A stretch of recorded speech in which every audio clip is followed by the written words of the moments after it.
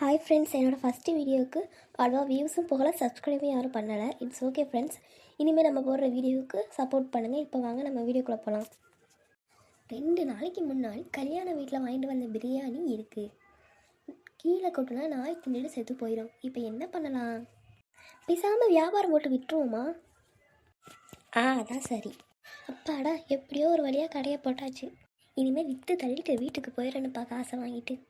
வாங்கம்மா வாங்க, வெறும் 250 ரூபாய்க்கு ஹைதராபாத் பிரியாணி கிடைக்கிது. இப்படி நிம்மதியாக உட்காந்து டிவி சீரியல்லாம் பார்த்து எத்தனை வருஷம் ஆச்சு. ஏம்மா பொம்மி, எனக்கு டிவி ரிமோட்டை கொடுங்க, நான் காமெடி பார்க்க போகிறேன். இல்லை, எப்பயுமே ரிப்போர்ட் உங்கள் கையில் தானே இருக்கு. இன்றைக்கி ஒரு நாள் தான் நானே ஃப்ரீயாக இருக்கேன். சந்தியா சும்மா டிவி சீரியல் எவ்வளோ நல்லா இருக்கு.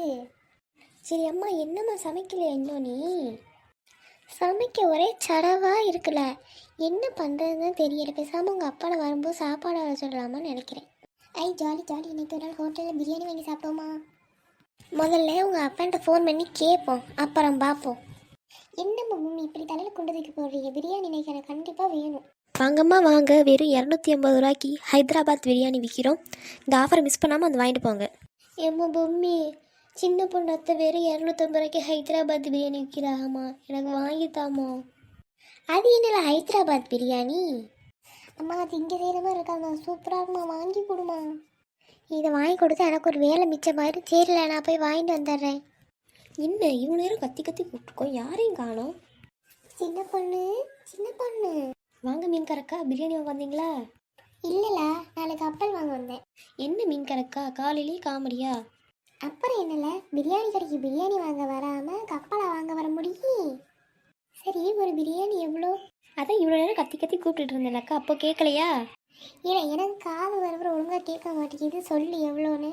இந்த பிரச்சனை வேறையாக்கு. அக்கா வெறும் 250 ரூபா தான் அக்கா. எது 250 ரூபாயா? ஆமாக்கா, ஹைதராபாத் பிரியாணியில் நல்லா அரிசி, நீளமான அரிசி வாங்கி போட்டிருக்கு, கொள்ளையாமல். இங்கே ஒரு நாள் சாப்பிட்டு பாருங்கள். 250 ரூபா என்ன 250 ரூபா, 500 ரூபாயும் நீங்கள் கொடுப்பிய ஒரு பிரியாணிக்காக. இந்த ஹைதராபாத் பிரியாணி தானே முக்கு கடையில் விற்கிறான், வெறும் 100 ரூபாவே. அறிவு கட்ட கிழவி, ஹைதராபாத் பிரியாணி முக்கு கடையில் வைக்கிறானா? அது இல்லை மீன் கறக்கும், நீங்கள் சாப்பிட்டு பாருங்கள், அப்புறம் நீங்களே சொல்லுவீங்க. சரி சின்ன பொண்ணு, ஒரு பார்சல் கொடு. பார்சல்லாம் கிடையாதுக்கா, அப்படியே தரம் கொண்டுட்டு வேணா போங்க. சரி சின்ன பொண்ணு, இப்போதைக்கு நீ கொடு, நான் அப்புறமா காசு தரேன். அதெல்லாம் இல்லைக்கா, வியாபாரம்னா வியாபாரம் தான். சரி, ஒரு 100 ரூபா வாங்கிக்கவேன். சரி, இப்போதைக்கு இருக்கிறத கொடுத்துட்டு போங்க, நான் அவருக்கு மீன் வாங்கி கழிச்சுக்கிறேன்.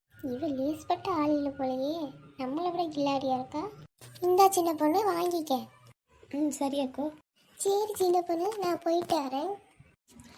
சரியாக்கா, போயிட்டு வாங்க. ஆமாம் சின்ன பொண்ணு, என்ன பிரியாணி கெட்டு போட வர மாதிரி அடிக்குது? அக்கா, ஹைதராபாத் பிரியாணியில் அது அப்படி தாக்கா இருக்கும். சரி சின்ன பொண்ணு, நான் போயிட்டு வரேன். சரி, ஃபஸ்ட்டு இழிச்சாவிட்டு ஏமாற்றி வித்துட்டாச்சு, அடுத்து இன்னொரு இழிச்சவா யார் வரப்போ அந்த நீங்களே. சின்ன பொண்ணு, சின்ன பொண்ணு, வாங்க ராணி அக்கா. என்ன பிரியாணி கடை போட்டிருக்க போல? ஆமாக்கா. ஆமாம், ஹைதராபாத் பிரியாணினா என்னடி? ஹைதராபாத்துங்கிற ஊரில் இப்படி தாக்கா பிரியாணி செய்வாங்க, சூப்பராக இருக்குங்க. நீங்கள் வேணால் சாப்பிட்டு பாருங்கள், அப்புறம் ஹைதராபாத் பிரியாணி வேணும் வேணும்னு சொல்லுவீங்க. சரி, ஒரு 3 கொடு. என்னக்கா, வீட்டில் 4 பேர் இருக்கியே, 3 தான் வாங்குறியே? அவளுக்கு 2 சின்ன பிள்ளைங்க தானடி, அவளுக்கு ஷேர் பண்ணி சாப்பிட்டுக்காளுங்க. நானும் என் வீட்டுக்காரன் ஆள் கொண்டு வந்து சாப்பிட்டு. இந்த டேஸ்ட்டில் யாரும் ஷேர் பண்ண விரும்பவே மாட்டாங்கக்கா, 4 வாங்கிட்டு போங்க அண்ணனுக்கும் சேர்த்து. சரிடி, 4 எவ்வளோ? ஒன்று 250 ரூபா, 4 பேரும் 1000 ரூபா தான். என்னடி இது ஒரே அநியாயமாக இருக்குது? அக்கா, இது என்ன சாதா பிரியாணியா, ஹைதராபாத் பிரியாணிக்கா? ஏதோ சொல்கிற. சரி, வாங்கிக்கிறேன். இந்த சின்ன பொண்ணு 1000 ரூபா வாங்கிக்க.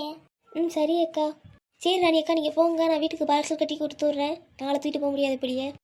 சரி சின்ன பொண்ணு, டக்குனு கொடுத்து விடு, பிள்ளைனா பசி பசின்னு சொல்கிறாளுங்க.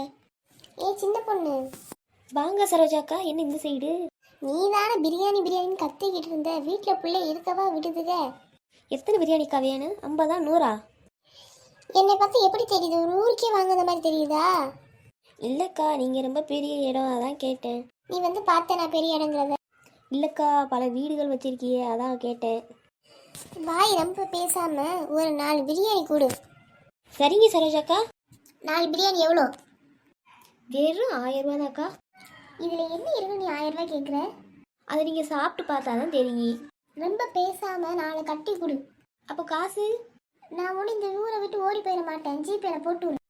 அப்போ சரி சரோஜாக்கா, நீங்கள் உங்கள் ஜிபேல காசை போட்டு விடுங்க, அதுக்கடுத்து நான் பார்சல் கட்டி கொடுத்து விட்றேன். நீ நல்ல விவரம் தான், கொடுத்து விடு, நான் காசை போட்டு விட்டுறேன். சரி, 2 நாளைக்கு முன்னாடி உள்ள பிரியாணியை வச்சு 2250 ரூபா லாபம் பார்த்தாச்சு. சரி இது போதும், இன்னும் ஒரு வாரம் கழித்து மறுபடியும் ஏதாவது வியாபாரம் போடுவோம். ஐயோ, இன்னும் ஒரு ஆள் சாப்பிட்ற மாதிரி பிரியாணி இருக்கே. நம்ம சாப்பிட்டா நம்ம ஹாஸ்பிட்டலில் போய் அட்மிட் ஆகணும். இப்போ என்ன பண்ணுறது? வேறு ஏதாவது இழுச்சவாய் வருமா? சரி வெயிட் பண்ணி பார்ப்போம். சின்ன பொண்ணு, என்ன பிரியாணி கடையாக போட்டிருக்க? இல்லை வசந்தி அக்கா, அவிச்சம்பட்ட கடை போட்டிருக்கேன். சின்ன பொண்ணுக்கு எப்பயுமே குறும்புதேன். சரி இப்படியே ஐஸ் வச்சு பிரியாணி ஓசியில் வாங்கிட்டு போயிடலாம்னு நினைக்காதியே, காசு கொடுத்துட்டு வாங்கிட்டு போங்க. என்னை பார்த்தா என்ன ஓசியில் வாங்க இந்த மாதிரியா இருக்குது? சும்மா காமெடிக்கு சொன்ன வசந்தி அக்கா, ஒரு பிரியாணி மிச்சமாக இருக்கு, வேணால் வாங்கிட்டு போங்க. சரி குறைச்சி ஒரு 100 ரூபாய்க்கு தா. அட அல்பமே, அதெல்லாம் முடியாதுக்கா.